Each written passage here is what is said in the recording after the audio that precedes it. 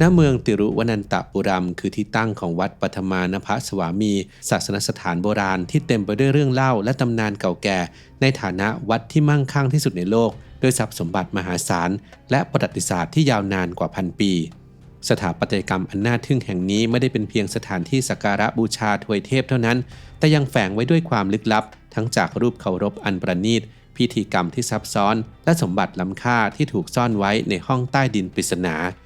ในคลิปนี้อับดุลไททูบจะพาทุกคนไปสำรวจความลี้ลับแห่งวัดปัทมานภสวามีเจาะลึกถึงแก่นแท้แห่งศรัทธาและตำนานที่สืบทอดกันมาหลายชั่วอายุคน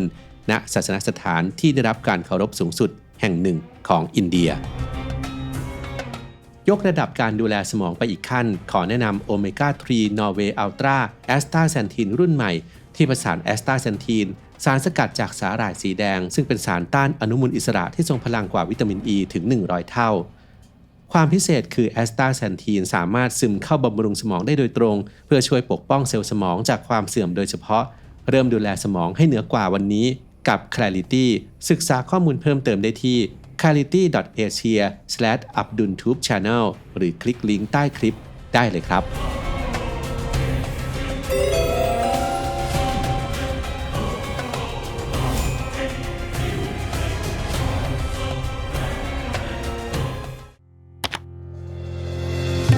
ใจกลางเมืองติรุวนันตปุรัมในรัฐเกละประเทศอินเดียคือที่ตั้งของวัดปัทมานภสวามีมรดกทางจิตวิญญาณและความลี้ลับที่สืบทอดมานับพันปีวัดโบราณแห่งนี้ไม่เพียงเป็นศูนย์กลางแห่งศรัทธาของชาวฮินดูแต่ยังได้รับการยอมรับว่าเป็นวัดที่ร่ำรวยที่สุดในโลกโดยมีการประเมินมูลค่าทรัพย์สินเบื้องต้นไว้ที่เกือบ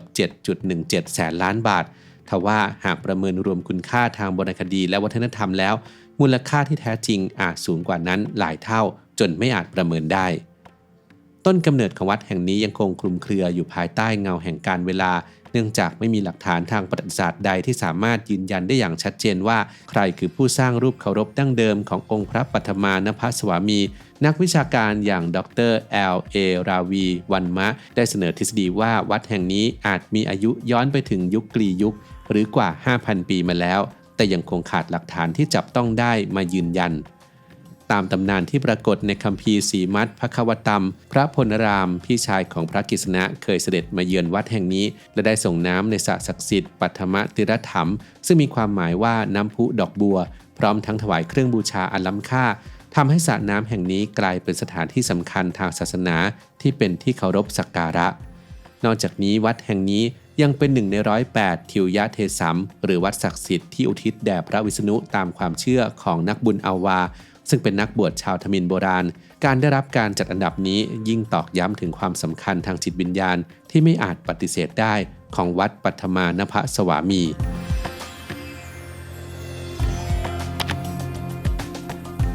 ในวันที่ 8 มิถุนายน พุทธศักราช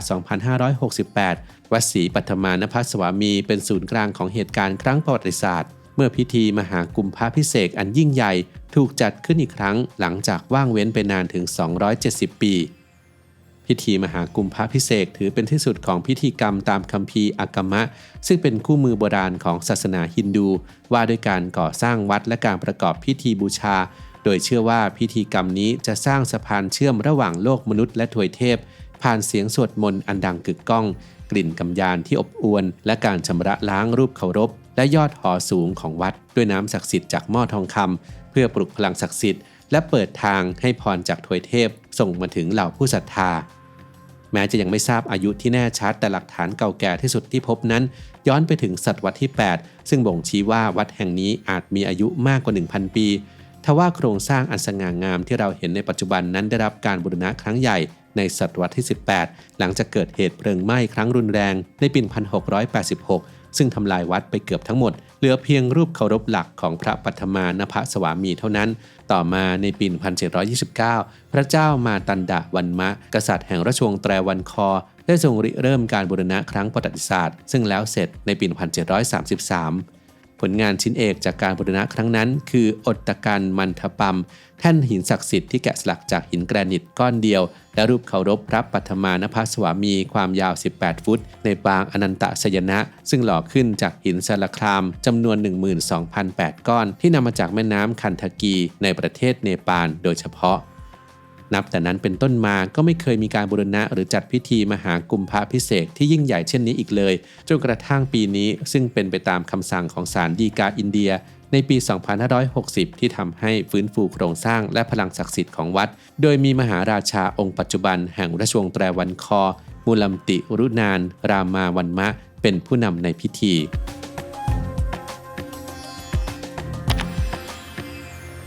วัดศรีปัทมานภสวามีไม่ได้เป็นเพียงสิ่งมหัศจรรย์ทางสถาปัตยกรรมแต่ยังเป็นศูนย์กลางทางจิตวิญญาณที่ดึงดูดผู้ศรัทธานับล้านทว่าเบื้องหลังความศักดิ์สิทธิ์คือความลับที่ซ่อนอยู่ใต้ดินเมื่อมีการค้นพบห้องลับถึง6ห้องซึ่งถูกตั้งชื่อเรียงตามลำดับตัวอักษรจาก A ถึง F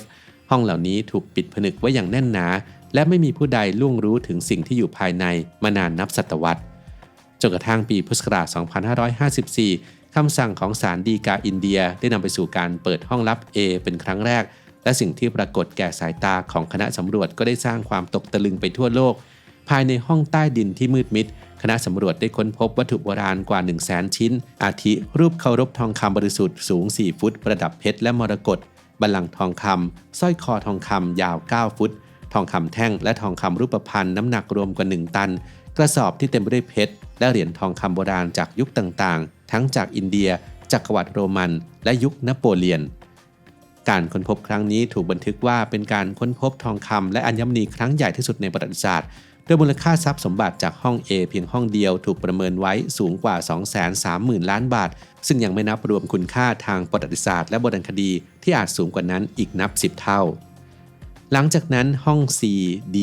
E และ F ก็ถูกทยอยเปิดออกซึ่งก็เผยให้เห็นทองคำและเงินอีกจำนวนมหาศาลแต่ห้อง B หรือที่รู้จักกันในชื่อมหาภารตะคันลารายังคงถูกปิดตายและกลายเป็นปริศนาที่ถกเถียงกันมาจนถึงทุกวันนี้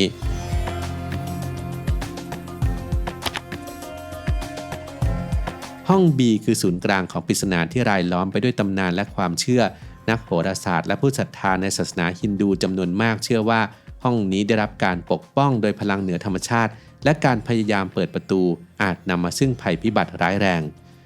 ตำนานเล่าว่าในช่วงศตวรรษที่ 18 นักปราชญ์ผู้มีพลังจิตสูงส่งได้ทำพิธีปิดผนึกห้อง B ด้วยมนต์ศักดิ์สิทธิ์ที่เรียกว่านาคาปาสัมหรือมนต์งูโดยมีภาพสลักรูปงูใหญ่2ตัวและนางยักษ์ศรีในตำนานการจิรัตตุยักษ์ศรีอยู่บนบานประตูซึ่งเชื่อกันว่าเป็นสัญลักษณ์เตือนภัยแก่ผู้ที่คิดจะล่วงล้ำและมีเพียงนักบวชผู้เชี่ยวชาญเท่านั้นที่จะสามารถคลายมนต์นี้ได้อย่างปลอดภัย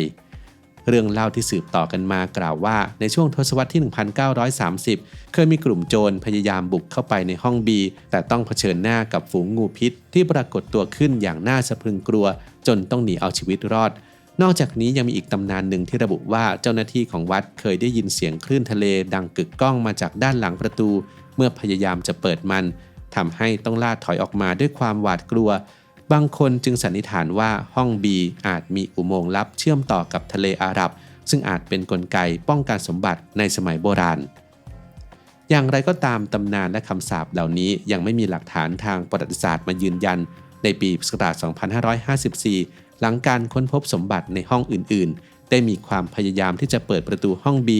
แต่ก็ต้องหยุดชะงักลงเมื่อพบว่าประตูประกอบไปด้วยบานเหล็กถึง3ชั้นที่แข็งแกร่งเกินกว่าจะงัดเปิดได้และก่อนที่จะมีการดำเนินการขั้นต่อไปทางราชวงศ์แตรวันคอได้ยื่นคำร้องต่อศาลฎีกาเพื่อขอให้ระงับการเปิดประตูโดยอ้างถึงความเชื่อทางศาสนาและคำทำนายทางโหราศาสตร์ที่เตือนถึงภัยพิบัติด้วยเหตุนี้ศาลฎีกาจึงตัดสินใจเคารพต่อความเชื่อและความรู้สึกของผู้ศรัทธาโดยมีคำสั่งให้ยุติความพยายามในการเปิดห้อง B และมอบหมายให้คณะกรรมการบริหารเป็นผู้พิจารณาในอนาคตทำให้ห้อง B ยังคงถูกปิดสนิทจนถึงปัจจุบันและกลายเป็นหัวข้อของนักทฤษฎีสมคบคิดที่ตั้งข้อสันนิษฐานว่าภายในอาจเป็นที่เก็บคัมภีร์โบราณหรือแม้กระทั่งเทคโนโลยีล้ำยุคอย่างวิมานะหรือยานอวกาศในตำนานของอินเดียท่ามกลางความเชื่อเรื่องคำสาปก็มีเสียงโต้แย้งจากฝ่ายที่ไม่เห็นด้วยทีพีสุนทราราจันทร์ผู้ยื่นคำร้องให้มีการตรวจสอบทรัพย์สินของวัดและโกปาลสุพรามเนียมหนึ่งในนักกฎหมายชั้นนำของอินเดียโต้แย้งว่าเรื่องเล่าเหล่านี้อาจเป็นเพียงกุศโลบายเพื่อปกป้องสมบัติเท่านั้นโดยอ้างอิงรายงานที่ระบุว่าห้อง B หรืออย่างน้อยคือห้องด้านหน้าเค เคยถูกเปิดมาแล้วหลายครั้งระหว่างปีพุทธศักราช 2533 ถึง 2545 โดยไม่ปรากฏว่ามีภัยพิบัติใดๆเกิดขึ้นแต่ข้อมูลดังกล่าวก็ยังคงเป็นที่ถกเถียงกันอยู่ในขณะเดียวกันเอกสารโบราณที่เขียนด้วยภาษามาลายัลัมและภาษาทมิฬระบุว่าวัดแห่งนี้มีความมั่งคั่งอย่างมหาศาลมาตั้งแต่ศตวรรษที่ 14 จากการได้รับถวายที่ดินทองคำและช้างเป็นเครื่องบูชาปัจจุบันห้องบีจึงเปรียบเสมือนกล่องปริศนาที่ถูกผนึกไว้ด้วยศรัทธาและตำนานการตัดสินใจที่จะเปิดประตูบานนี้จึงต้องชั่งน้ำหนักระหว่างความเชื่อทางศาสนาและความต้องการใคร่รู้ทางวิชาการอย่างรอบคอบขณะที่ห้องบียังคงถูกปิดตายความลึกลับของมันก็ได้ดึงดูดความสนใจจากผู้คนทั่วโลกและยังไม่มีใครให้คำตอบได้ว่าความลับของห้องบีจะถูกเปิดเผยในสักวันหนึ่งหรืออาจจะถูกผนึกไว้ชั่วนิรันดร์ภายใต้วัดศรีปัทมนภสวามีแห่งนี้ต่อไป